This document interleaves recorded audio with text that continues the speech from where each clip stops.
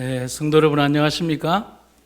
네, 행복하고 아름다운 안식일 되시기를 주님의 이름으로 축원합니다. 오늘은 큰 사랑이라는 제목으로 함께 은혜를 나누도록 하겠습니다. 예전 삼육대학교 기숙사는 저희들이 다닐 때는 정말 모든 것이 불편했습니다. 아주 좁은 방에 좁은데도 2층 침대를 2개를 넣고 4명이 함께 쓰는 책상에 옷 넣는 장과 그나마 남은 가운데 공간에는 난방용 연탄 난로가 있습니다. 하지만 제일 불편한 것은 그것보다 따로 있었는데 대학교 기숙사와 중고등학교 기숙사가 붙어 있었고 그러다 보니까 화장실과 욕실을 같이 사용해야만 했습니다. 그런데 그 욕실이라는 것이 다목적이었습니다. 세수도 하고 빨래도 하고 그리고 당연히 샤워와 목욕도 하는 이른바 다용도 공간이었습니다. 공중 목욕탕에 구실도 했습니다. 그런데 그래서 조금 넓은 편이었습니다. 그런데 그때의 안식일 문화는 지금과는 달리 좀 엄격했습니다. 금요일 오후가 되면 모든 방이 방장의 유도하에 방 청소를 했고 도방장이라고 하는 기숙사 학생 사감에게 검사를 받아야만 외출이나 외박이 되던 그런 시절이었습니다. 여러분 아십니까? 제가 도방장 출신입니다. 그래서 군대처럼 움직여야만 했습니다. 그리고 그게 다 끝나면 이제 점심으로 나온 빵을 먹고 목욕을 해야 했습니다. 여건이 되면 묵동까지 가서 목욕을 하지만 그게 너무 번거로워서 간단한 목욕이 가능한 기숙사 아까 말씀드린 그 공동 세면장, 욕실 겸 세면장에서 목욕을 많이 했습니다. 그러다 보니까 한 2시쯤이나 가면 거기에 이 대학원생부터 시작해서 여러 명의 젊은 청년들이 전부 다 옷을 벗고 거기에서 목욕을 하는 겁니다. 정말 그렇게 목욕을 하고 있는데 난감한 일들이 꼭 한 달에 한 번 내지 2번 그 금요일 오후에 발생하는 겁니다. 샤워를 하다 보면 당연히 옷을 벗고 하겠죠. 그런데 갑자기 30대의 아주 젊은 여자분들 몇 명이 빨래 바구니를 들고 빨래를 잔뜩 가지고 거기를 노크도 없이 들어옵니다. 노크가 안 되는군요. 문이 없거든요. 그냥 들어옵니다. 왜 남자 기숙사니까 노크가 필요 없죠. 그리고는 성인 남자들이 샤워를 하건 말건 아랑곳하지 않고 그 자리에서 빨래를 하는 겁니다. 근데 여러분 그거 아십니까? 거기에 오는 젊은 엄마들이 나이가 보통 30대 초반이나 많아봐야 30대 중반이에요. 대학원생 나이가 40 넘은 분도 있어요.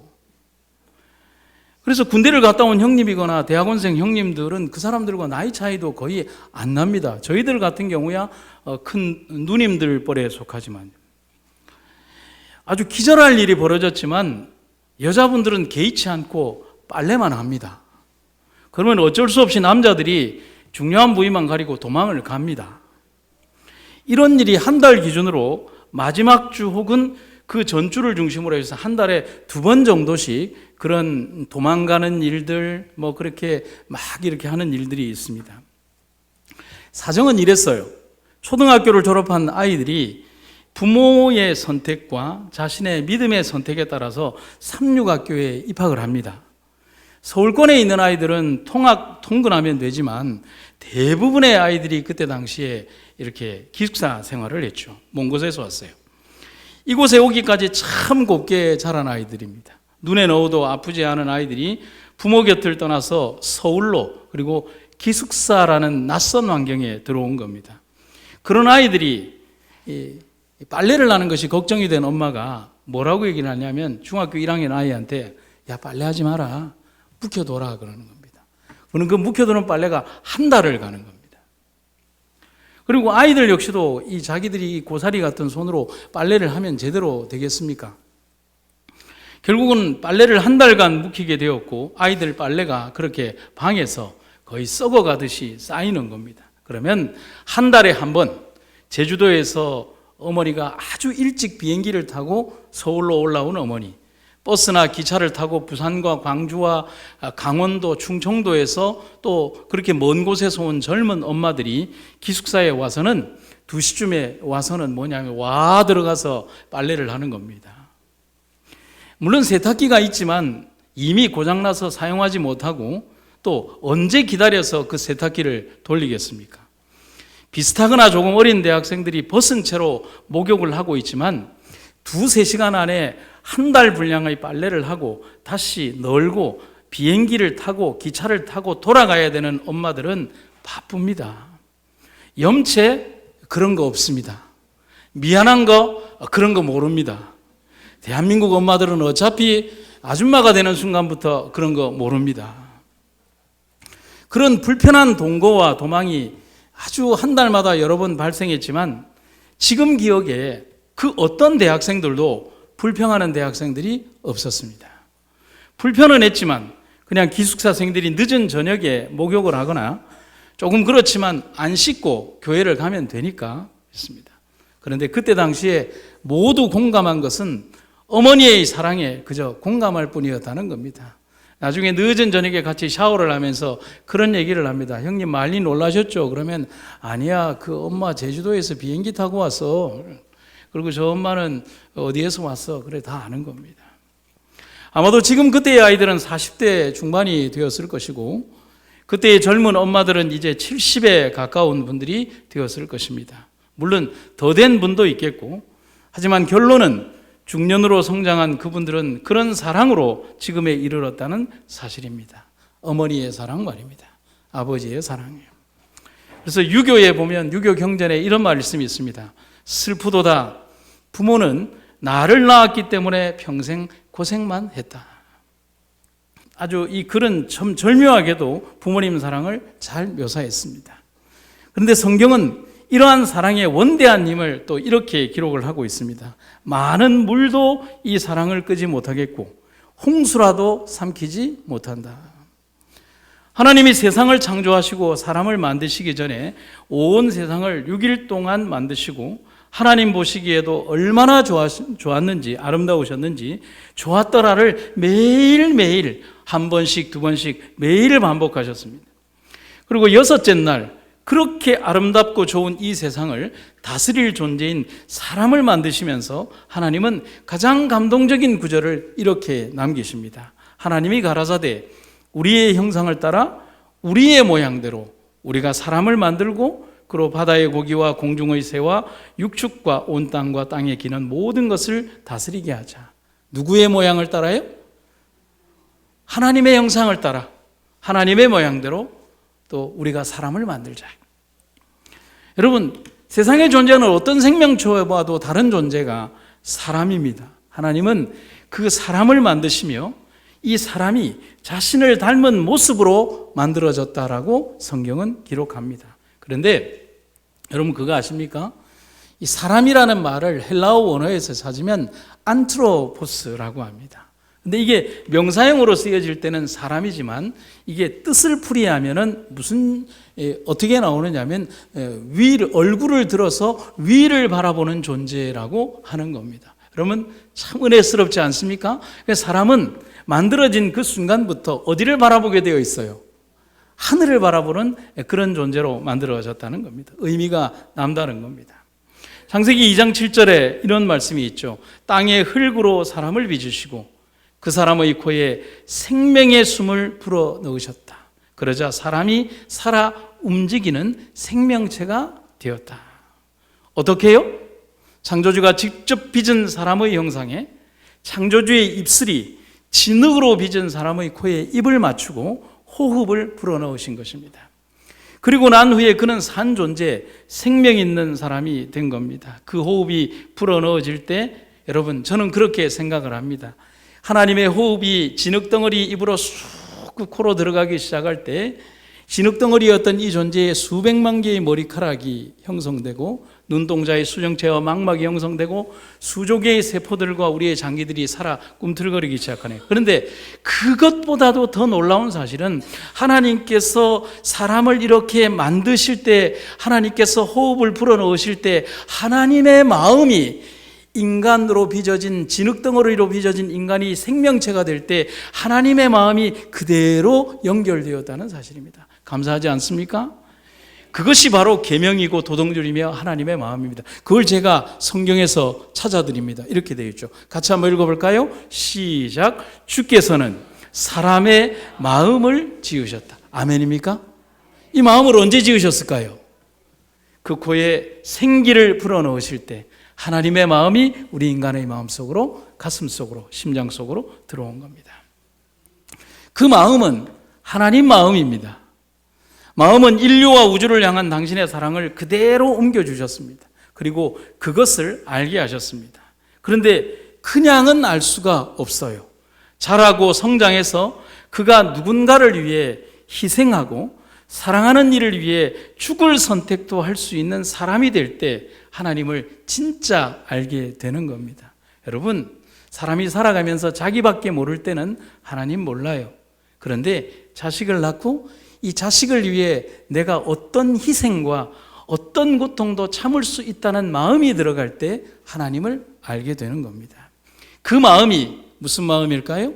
어머니 마음입니다. 그리고 그 마음이 아버지 마음입니다. 1962년 2월 달에 13살짜리 정숙현이라는 여자아이가 개근상을 받았습니다. 여러분, 이때 당시에 개근상이라고 해봐야 큰 상은 아니죠. 그런데 그의 어머니가 그 졸업식 날 장한 어머니상을 받았습니다. 그런데 이 학교에서 이 어머니 정숙현과 그의 딸 정숙현과 그의 어머니 박승희가 두 사람이 끌어안고 울면서 졸업식장이 울음바다가 되었는데 거기에 참여했던 모든 사람들이 울면서 축하해 주었습니다. 딸은 어머니에 대한 고마움으로 울고 어머니는 딸이 장하고 대견스러워서 울고 졸업식장의 사람들은 어머니의 강한 모정에 울고 그렇게 감사와 감동의 울음바다가 된 겁니다. 뭐 개근상 하나 때문에 그럴까? 사연은 이래요. 모녀는 여수에서 8km 떨어진 가장도라는 섬에 살았습니다. 여기로 따지면 사량도 정도로 보면 될까요? 그런데 60년대 가장도 주민이라고 해봤자 3가구 20명밖에 안 됩니다. 그리고 그 섬은 작은 통통배조차 드나들지 않는 완전히 외딴 섬이었습니다. 섬 사람들이 장을 보거나 또 여러 가지 볼 일이 있으면 통통배가 들어와서 데려가는 것이 아니라 섬에 있는 나룻배를 직접 손으로 저어서 육지를 갔다가 또 섬으로 돌아오는 방법밖에 없는 그런 낙후된 섬이었습니다. 게다가 학교가 나룻배가 멈추는 국동이라는 항구가 아닌 저 안쪽 시내에 있었어요. 사정이 이렇다 보니 부모들은 아이들이 자라도 학교에 보낼 엄두를 내지 못했습니다. 이런 상황이라 가장도에서 그 가장도 출신 중에 사람들은 교육을 받은 사람이 한 사람도 없었습니다. 게다가 때는 50년대 중반, 60년대 초입니다. 육지 사람들 중에서도 찢어지게 가난해서 아이들을 학교에 보내지 못하는 사람들이 비일비재했던 보릿고개를 힘들게 넘던 시대였습니다. 이런 악조건에도 불구하고 이 어머니 박승희 씨는 비록 딸 자식이지만 장래를 위해 어떻게든 학교를 보내 가르쳐야 한다는 생각을 가졌습니다.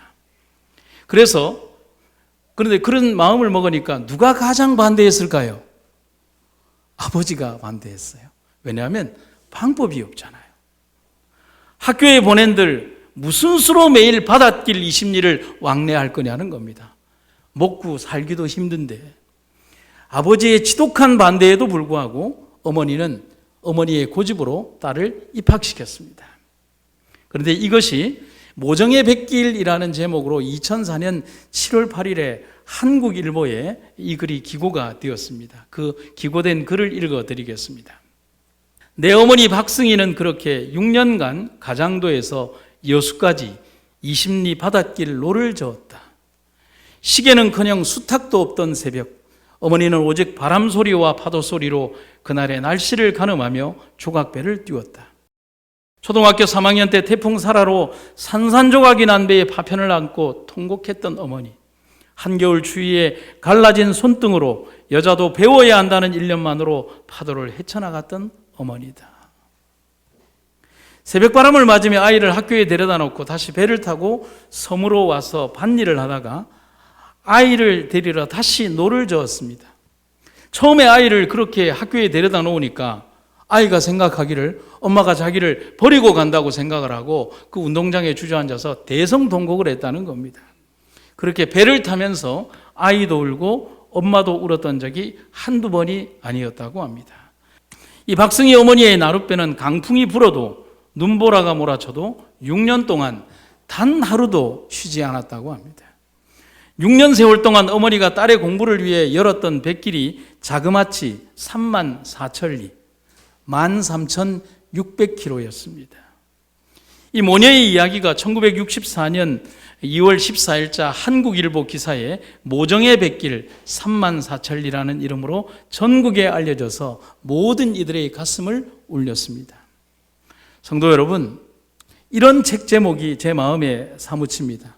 탈무드에서 나온 격언인데 정채봉 류시화라고 하는 시인이 자신들의 책의 제목으로 썼던 내용에 탈무드에 나왔던 내용이 이런 내용입니다.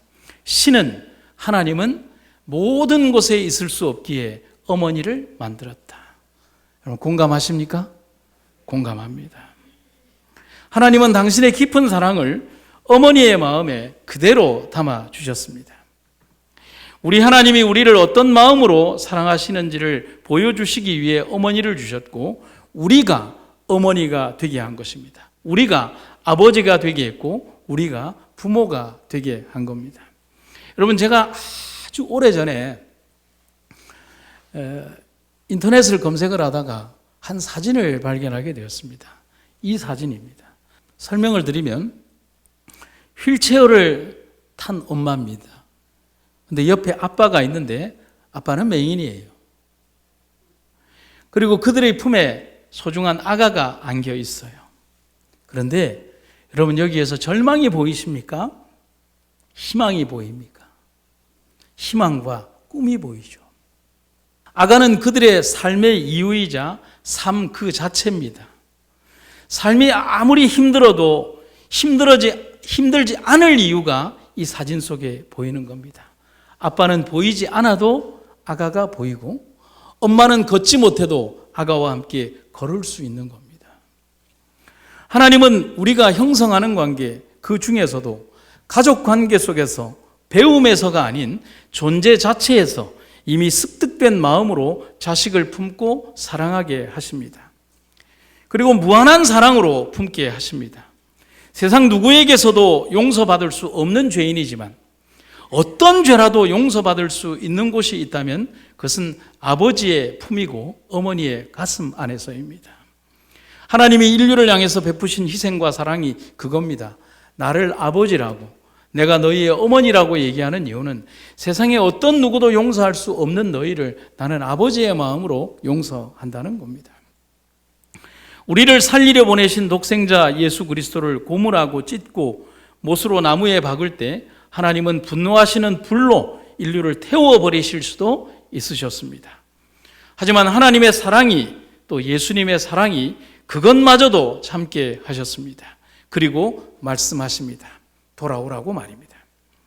우리를 향하여 마지막 순간까지 문을 닫지 않으시고 돌아오기를 바라는 아버지의 마음을 이 세상으로 나간 탕자들은 기억해야 하는 겁니다. 제가 읽었던 한 글을 소개해 드리겠습니다. 당신은 엄마를 울게 했다. 당신은 엄마를 울게 했다. 그것도 아주 많이. 엄마는 임신한 걸 듣는 순간에도 기뻐서 울었다. 또한 당신이 태어났을 때도 나를 부둥켜 안고 울었다. 엄마는 당신을 키우며 기뻐서 눈물을 흘렸고 또 걱정이 되어 눈물을 흘렸다. 당신을 너무나도 소중하게 생각하기에 우는 것이었다. 당신이 깨달았든 못 깨달았든 엄마는 당신의 고통과 행복을 감싸 안고 공유했다. 당신이 울 때마다 엄마의 마음은 무너졌다. 엄마에게는 우리의 울음소리만큼 슬픈 것이 없었고 우리 얼굴에 떨어지는 눈물만큼 안타까운 것이 없었다. 엄마는 모든 사랑으로 우리 삶에 눈물이 사라지게 하려고 노력했고 그럼에도 우리에게서 눈물과 슬픔을 사라지게 해주지 못했을 때 당신의 가슴은 수많은 조각으로 찢어지는 아픔을 견뎌야만 했다. 여러분, 성경과 성경 밖의 내용을 다 통틀어서 가장 집요한 사랑의 이야기가 뭔 줄 아십니까? 로미오와 줄리엣의 이야기가 아닙니다. 어머니의 사랑의 이야기입니다. 공감하십니까? 하나님의 사랑을 인간의 관점에서 보여주는 것이 부모의 마음이고 어머니의 마음이고 사랑이죠. 그런데 성경에서 바로 하나님의 사랑을 인간의 관점에서 가장 절묘하게 다룬 두 이야기가 있죠. 하나는 당자의 이야기고 하나는 수로보니게 여인의 이야기라고 하겠습니다. 이 두 이야기는 동일한 하나님의 사랑의 이야기를 인간의 눈높이에서 표현한 것인데 좀 관점이 달라요. 당자의 이야기는 하나님 아버지의 사랑의 이야기를 자녀의 관점에서 바라보며 느끼는 것이고, 수로보니게 여인의 이야기는 하나님 사랑의 이야기를 부모의 관점에서 느끼고 바라보는 것입니다. 하지만 주제는 동일합니다. 자식을 향한 부모의 사랑의 이야기입니다. 이 두 이야기에는 직접적으로 단어가 언급되지는 않지만 분명히 느끼는 단어들이 있습니다. 포기하지 않는 마음과 영적 치유와 육적 치유, 기다림, 장소나 거리에 구애되지 않는 사랑, 그리고 더러움과 치욕도 마다하지 않는 사랑의 선택이라는 겁니다. 모든 사랑의 표현들이 거기에 있다는 겁니다. 제가 예전에 한 분의 자서전적인 글을 읽으면서 감동받은 내용이 있습니다. 혹시 여러분 김진홍 목사님이라고 기억하십니까? 그분이 자기 어머니와 관련된 이야기를 쓰신 글이 있습니다. 좀 읽어드리겠습니다. 고3 때 목사가 되기 위하여 신학교에 입학하게 되었을 때 어머니께서 가장 기뻐하셨다. 그냥 기뻐하신 정도가 아니라 일어서서 춤을 추실 만큼 기뻐하셨다. 그런데 문제는 내가 어머니를 모시고 있었는데 신학교로 가게 되면 어머니 생활비를 어떻게 하느냐가 문제였다. 그래서 내가 어머니께 묻기를, 어머니 신학교 가는 것을 1년쯤 미루고 어머니 생활 대책을 세워두고 신학교로 갈까요? 하고 물었다. 내 말에 어머니는 펄쩍 뛸듯이 반대하며 이르시기를, 야가 무슨 소리를 하나? 하나님이 일꾼 되려고 어렵사리 신학교를 가는데 이 어미 때문에 지장이 있어서 되겠느냐? 아무 염려하지 말고 가거라. 내가 진작에 대책을 세워두었다.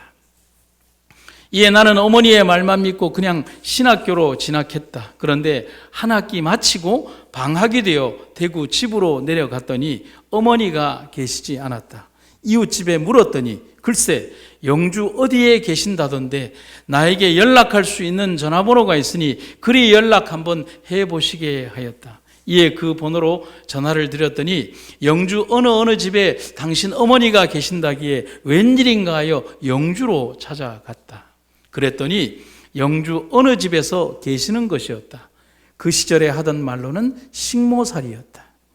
놀란 나는 어머니께 말했다. 아니 어머니께서 무슨 대책이 있으시다 하여 그 말만 믿고 신학교로 갔었는데 그 대책이라는 것이 식모살이였습니까?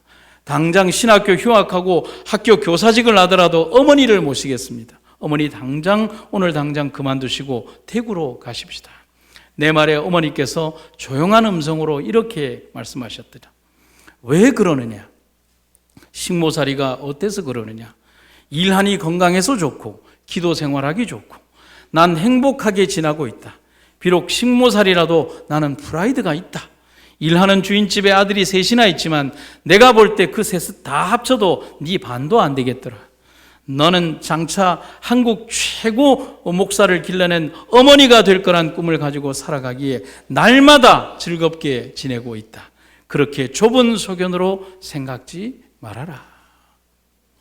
그 어머니의 염원과 기도와 희생으로 아들은 정말 대한민국의 유명하고 훌륭한 목사님으로 지금까지 남아 있습니다. 성도 여러분, 자식을 향한 어머니의 이 사랑 속에서 큰 사랑이 보이십니까?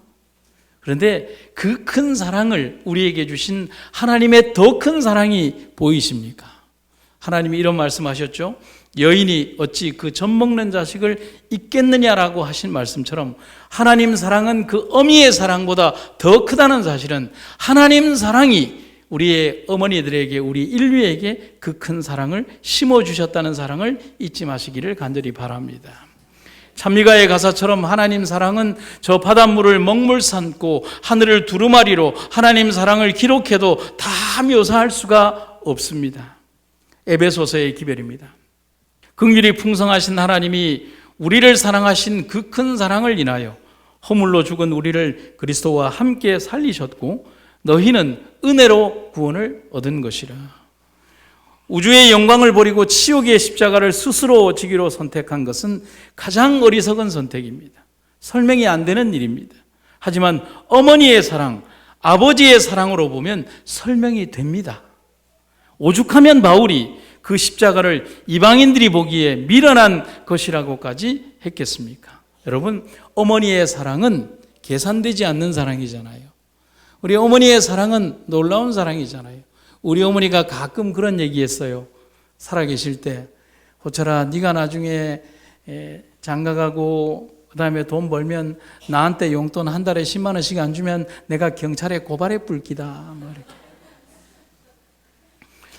지금 생각하면 고발이라도 좀 당할 정도로 어머니가 계셨으면 좋겠는데 너무 일찍 돌아가셨어요.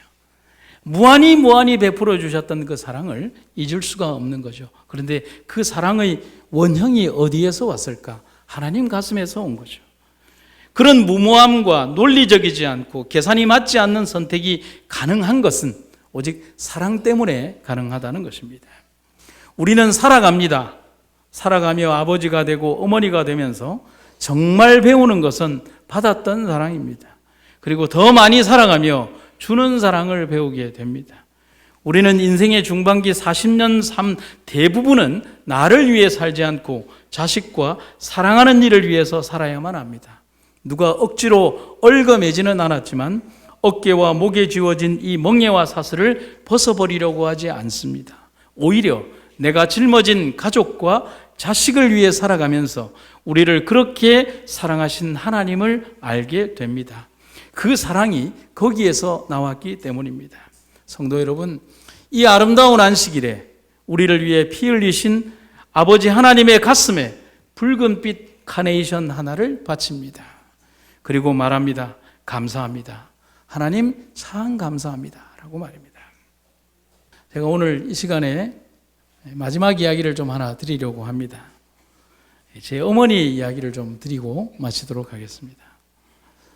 아버지가 좀 일찍 돌아가시고 오랜 세월 혼자서 장사를 하면서 저희 어머니는 한 번도 새 것을 써보지 못하셨습니다. 이젠 장사를 그만두고 조그마한 전셋집으로 이사를 가는데 가만히 집에 가서 보니까 하나도 가져갈 게 없는 거예요. 어머니는 이것도 가져가면 된다, 저것도 가져가면 된다라고 하는데 하나도 가져갈 게 없는 거예요. 저희 형제가 사형제지만 뭐 여러 가지 사정으로 사는 게 힘들었던지 아무도 어머니를 위해서 뭔가를 하겠다라고 하지 않는 거예요. 그래서 막내지만 내가 살림을 모두 장만해 드리고 싶었습니다. 그래서 집사람에게 부탁을 했더니만은 흔쾌히 그렇게 하자는 겁니다. 근데 봉급이 너무 적었어요. 그래서 할 수 없이 12개월 할부로 살 수밖에 없었습니다. 요즘처럼 그렇게 쉽게 할 수 있는 게 아니라 예전에는 무슨 이런 종이에 쓰고 뭐 이렇게 각서 같은 거 쓰고 이렇게 해서 그래야만 이 배달이 됐어요. 그때 이 12달은 그렇게 했던 12달은 한 번도 쪼들린다는 생각을 해본 적이 없었습니다. 그래서 어머니한테 가서 그렇게 했어요. 엄마, 내가 다 사줄게. 제발 좀 갖다 버리라. 새 거 사서 이제 좀 살아보자. 그랬습니다. 저희 어머니가 그런 얘기를 합니다. 야가 무슨 소리야 너? 내가 새 거가 무슨 필요가 있노? 사람도 낡았는데 필요 없다. 근데 저희 엄마가 참 단순했지만 재미가 있었어요. 그래서 제가 가스레인지를 보면 여러분 이 가스레인지가 낡으면 불이 잘 안 오잖아요. 불이 올라와도 그렇고 지 기분 좋으면 불이 붙고 지 기분 안 좋으면 불 안 붙고 하는 그런 거 있잖아요. 그래서 제가 가스레인지를 툭툭 치면서 가스레인지가 이게 뭐고? 내가 가스레인지 사줄게. 그러니까 저희 어머니가 그런 얘기를 합니다. 야야, 가스레인지 쓸 수 있는데 뭐하러 가스레인지를 사노? 그러더만 살짝 오더니만 야야 오철아 가스레인지는 린나이가 좋다더라. 그러니 그래 집사람이 적었어요. 린나이 적었어요. 그리고 제가 냉장고를 가보면 이 냉장고가 왜 밖에 있는 것보다 냉장고 안에 들어가면 더 상하기를 빨리 하는 건가요? 이게 그런 냉장고였어요. 엄마 이 냉장고 버리뿌라. 내가 냉장고 사줄게. 좀 제발 좀 버리고 좀 새 거 사자. 이거 뭐 냉장고에 뭘 하려고 그러냐니까. 야가 무슨 소리 하노? 냉장고 쓸만한데 뭐 하라고? 음식만 넣어두면 되지. 나중에 또 살짝 와서 야야 냉장고는 삼성이 좋다더라 그러십니다. 그리고 한 550리터는 돼야 되겠더라 그러십니다. 그래서 냉장고 삼성에 550리터 쓰고. 근데 또 테레비가 있는데 어머니 낙이 테레비 보는 것밖에 없잖아요. 그래서 이 테레비가 또 지 기분 좋으면 나오고 때리면 좀 이렇게 뭐 안 나오고 뭐 이런 테레비 있잖아요. 옛날 테레비. 그래서 이거 채널도 잘 안 들어와요. 그래서 엄마 내 테레비 사줄게. 그냥 테레비 또 버리고 가라. 그러니까 야가 진짜 무슨 정신 사나운 소리를 나노. 뭐 노인네가 테레비 뭐 보노. 필요 없다. 나중에 살짝 오더니만은 야야 내가 가보니까 테레비는 20인치는 돼야 되겠더라. 그러는 거예요. 그래서 테레비 20인치. 그런데 제가 정말 그 중에서 꼭 사드리고 싶었던 것이 있었어요. 이게 뭐냐면 어머니 직업의 특성상 세탁을 참 많이 했어야 돼요. 그런데 이 세탁기가 여러분 옛날에 2조식 세탁기라고 해가지고 여기에서 해서 여기로 옮기는 그런 세탁기인데 문제는 뭐냐면 이 세탁기가 탈수는 되는데 이게 빨래가 안 돌아가는 그런 세탁기였어요. 그 추운 겨울날 이렇게 바가지로 물을 깨가면서 손으로 하니까 어머니 손이 어떻겠어요? 그래서 제가 어머니에게 그랬어요. 엄마, 내가 세탁기 사줄게. 그때는 진짜 어머니가 막 이렇게 화를 내시는 것입니다. 야가 무슨 소리 하노? 내가 다 늙어서 이제는 이불 빨래할 일도 없고 뭐 내 속옷이나 손으로 삭삭 빨면 되지 뭔 세탁기가 필요하노? 필요 없다! 나중에 살짝 오래되면 야야 세탁기는 5kg는 넘어야 되겠더라. 그래서 세탁기 5kg짜리. 그때 당시 세탁기 5kg는 꽤 큰 거였습니다. 그래서 메모지를 보니까 린나이, 가스레인지는 린나이, 냉장고는 삼성, TV는 20인치, 세탁기는 5kg 이렇게 해서 품목의 리스트, 그 다음에 어머니 잘 수 있는 침대, 조그만 옷장 뭐 이렇게 해서 하니까 뭐 그렇게 돈이 나왔어요. 그래서 백화점에 가서 그것을 전부 다 12달로 끊어서 어머니 집에 넣어드렸어요. 그리고 이사 오고 나서 이제 저희가 바로 가보지를 못하고 한 달 뒤쯤 이제 어머니가 잘 쓰고 있나 궁금하잖아요, 저희도. 그래서 잘 쓰시나 했더니 어머니가 좋아서 부엌으로 들어가서 가스레인지 불을 켜고 뭐 텔레비도 켜고 뭐 냉장고도 열었다 닫았다 하면서 착 자랑을 하는데 제가 정말 보고 싶었던 게 뭐냐면 세탁기를 보고 싶었어요. 내가 정말 사드리고 싶었던 게 세탁기였는데 그런데 세탁기가 없어요. 왜냐하면 세탁기는 딴 데 갈 수가 없잖아요. 물이 있는 곳에 있어야 되는데 아무리 뒤져도 부엌에도 없고 바깥에 예전에는 뭐 욕실이라는 게 따로 없었으니까 바깥에 세탁기를 딱 놓을 수 있는 자리에 세탁기가 없는 겁니다. 엄마 세탁기 어디 갔나? 세탁기가 없다. 제가 난리가 난 겁니다. 세탁기가 없는 거예요. 세탁기 없는 거예요. 근데 어머니는 너무 차분하게 세탁기 있다 그러는 겁니다. 어디 있노? 세탁기 있다 그러는 거예요. 그래서 제가 세탁기가 없는데 세탁기 어디 있냐 그러니까 안방에 가봐라. 안방이래 봐야 이제 어머니 관념으로 하는 말이죠. 방 하나에 주방 딸린 방인데 이제 방 아랫목에 들어오니까 세탁기가 없어요. 보니까 어머니가 세탁기 위에다가 미싱으로 옷을 만들어가지고 입혀가지고 싹 씌워놓고 그 위에 이불을 올려놓은 거예요. 그래서 제가 엄마 왜 세탁기가 옷을 입고 있노 그랬어요. 그랬더니만은 어머니가 그런 얘기를 하는 거예요. 네 형님이 아직 좀 잘 안 됐고 뭐 집도 없이 저렇게 막 떠돌아다니는데 형이 몇 년 안에 좀 잘 되면 그때 형님하고 살게 되면 그 집에 세탁기 그때 쓰지 이러는 겁니다. 제가 화가 납니까 안 납니까? 그래서 여러분 이해하십시오. 뭐 경상도 아들이 다 그렇지 않습니까? 에이 엄마 잘 먹고 잘 살아라 이러면서 제가 막 그렇게 온 거예요. 그래서 오면서 많이 울었어요. 참 서운하고 안타까웠습니다. 그런데 정말 아쉬웠던 것은 어머니가 그 세탁기를 결국은 쓰지 못하고 돌아가셨어요. 어느 날 몇 개월 뒤에 교통사고를 당하고 돌아가신 거예요. 어머니 돌아가시고 난 다음에 전부 다 새것인 전자제품들을 그제서야 친인척들이 와서 이거는 내가 가져가겠다, 저거는 내가 가져갔다고 해서 다 가져가라고 했습니다. 그런데 세탁기는 내가 가지고 왔습니다. 우리 집에 세탁기가 있었지만. 그리고 오래도록 그 세탁기를 가지고 다녔습니다. 그냥 그렇게 돌아가시기까지 단 한 번도 쓰지 않으신 세탁기는 내게 큰 아픔이 되었지만 제가 살면서 느낀 것은 그렇게 살아오신 세월의 깊이만큼 나를 사랑하시는 어머니를 뼈저리게 느끼며 살아오게 된 세월이었습니다. 그러면서 그 세탁기를 볼 때마다 하나님이 얼마나 감사했는지 모릅니다. 26년 세월 동안 나를 지독히도 사랑해 주시던 이런 고마운 분의 아들이 되게 해주신 것에 대해서 감사드렸고, 26년을 살고 엄마 없이 겨우 30년을 살았는데 나는 아직도 그런 사랑을 받고 살고 있는 것이 너무 감사했습니다.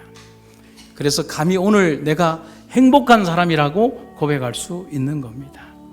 서양의 격언에는 이런 말씀이 있습니다. 모든 어머니는 모세와 같다. 자신은 약속한 땅으로 들어가지 못하되 자신의 아이는 들어가도록 준비한다. 세상에서 가장 진한 향기, 어머니의 사랑의 향기, 아버지의 따스한 온기, 그 온기와 사랑이 바로 하나님 안에서 시작된 겁니다. 그래서 저는 사람들에게 그런 얘기를 합니다. 너 하나님 왜 믿느냐?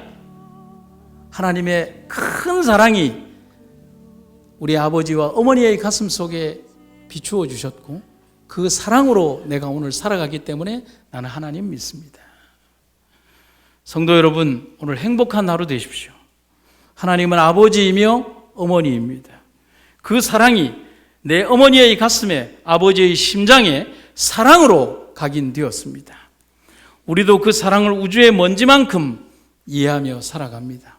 우리 살아가며 이 하나님의 원대하고 놀라운 사랑에 감사하는 하루 되시기를 주님의 이름으로 축원합니다. 말씀을 마치겠습니다. 사랑과 은혜가 충만하신 아버지 하나님, 놀라우신 하나님의 사랑과 은혜를 인하여 감사드립니다. 우리가 이렇게 무한한 사랑을 받고 있는데 우리는 모르며 살아온 것은 아닌지요. 하늘의 귀하고 아름다운 은혜가 오늘 우리와 함께함을 인하여 감사드리며 우리 생애 속에서 우리에게 주어진 아름다운 부모님, 또 우리 아름다운 자녀들을 대하며 하나님의 원대한 사랑을 잊지 않는 오늘의 우리들이 되게 하여 주시옵소서. 오늘도 너무나 행복한 안식일, 하늘의 고귀한 은혜가 성도들 각 가정마다 함께 하시기를 간절히 구하며 예수님의 이름으로 기도드립니다.